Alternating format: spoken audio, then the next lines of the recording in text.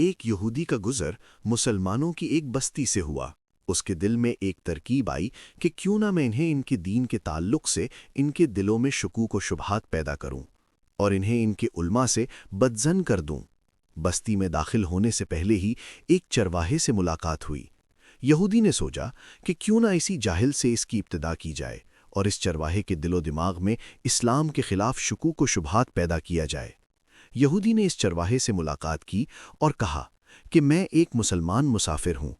باتوں ہی باتوں میں یہودی کہنے لگا کہ ہم مسلمان قرآن مجید کو یاد کرنے کے لیے کتنی مشقت اٹھاتے ہیں، جبکہ یہ قرآن 30 اجزاء پر مشتمل ہے، لیکن قرآن میں بے شمار آیات متشابہ ہیں جو ایک جیسی ہی ہیں۔ بار بار دہرانے کی کیا ضرورت ہے؟ اگر متشابہات جو نکال دیا جائے تو قرآن اور بھی مختصر ہو جائے گا اور یاد کرنے میں بہت آسانی بھی ہو جائے گی۔ چرواہا اس کی بات غور سے سنتا رہا اور خاموش رہا۔ جب یہودی کی بات مکمل ہوئی تو چرواہے نے کہا کہ تمہارا خیال تو بہت اچھا ہے۔ یہودی دل ہی دل میں بہت خوش ہوا کہ یہ چرواہا میرے جال میں آ گیا ہے۔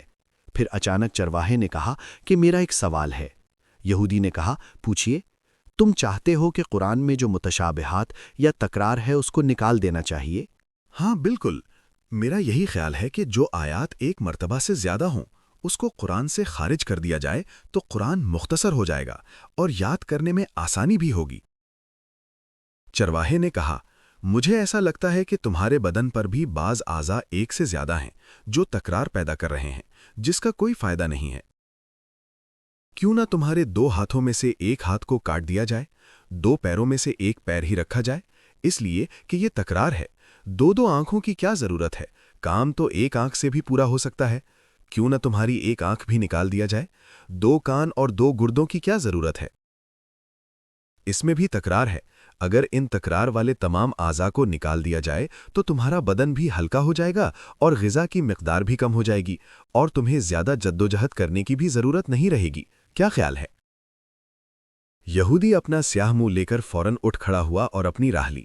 زندگی بھر یہی سوچتا رہا کہ جب مسلمانوں کے چرواہے کی یہ فکر ہے تو ان کے علماء کے افکار کیسے ہوں گے؟ اور آخر میں تمام دیکھنے والوں سے یہی گزارش ہے کہ اسی طرح خوبصورت ویڈیو دیکھنے کے لیے ہماری چینل مسلم ٹی وی کو ضرور سبسکرائب کریں۔